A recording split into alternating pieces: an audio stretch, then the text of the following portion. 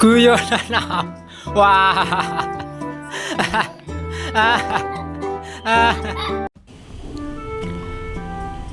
Pada zaman dahulu, orang berpikir dengan cara yang amat sederhana. Dan karena kesederhanaan berpikir ini, seorang pencuri yang telah berhasil menggondol 100 keping lebih uang emas milik seorang saudagar kaya tidak sudi menyerah. Hakim telah berusaha keras dengan berbagai cara, tetapi tidak berhasil menemukan pencurinya.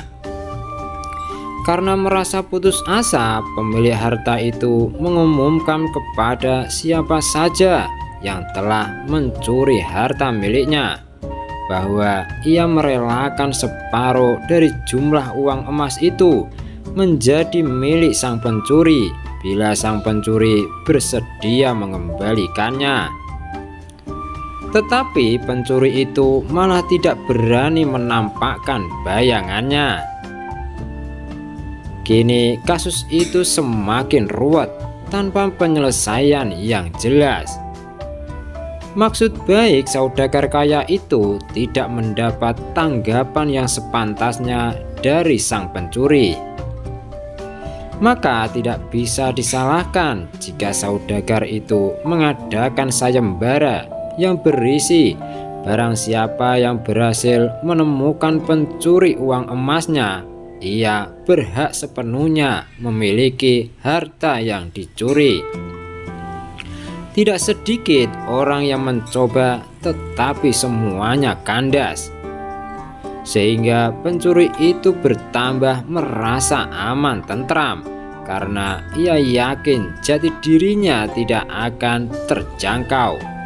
Yang lebih menjengkelkan adalah ia berpura-pura mengikuti sayembara itu.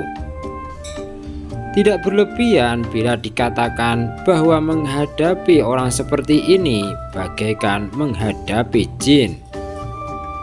Maksudnya mereka tahu kita sedang kita tidak. Lantas seorang penduduk berkata kepada hakim tersebut, "Mengapa Tuan Hakim tidak meminta bantuan Abu Nawas saja?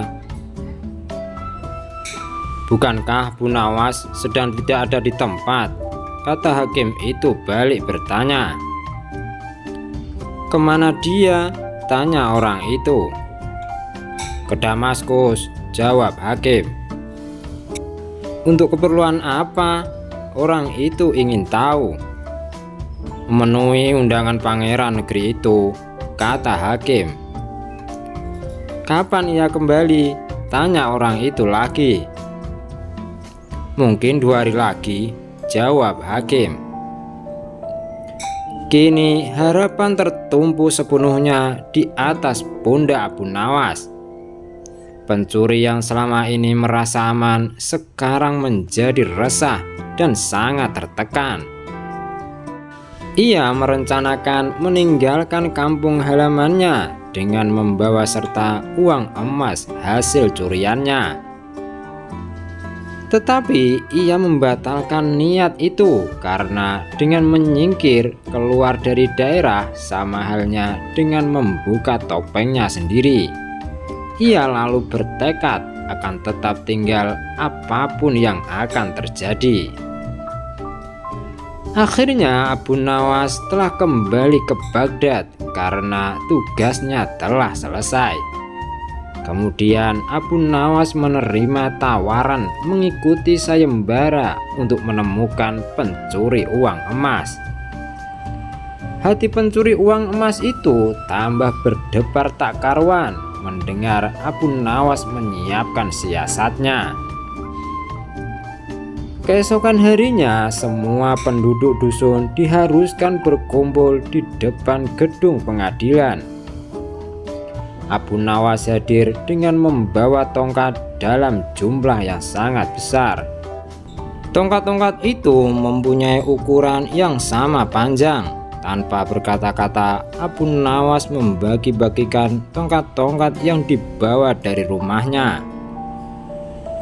Setelah masing-masing mendapat 1 tongkat, Abu Nawas berpidato. Tongkat-tongkat itu telah aku mantrai. Besok pagi kalian harus menyerahkan kembali tongkat yang telah aku bagikan. Jangan khawatir, tongkat yang dipegang oleh si pencuri selama ini yang menyembunyikan diri akan bertambah panjang 1 jari telunjuk.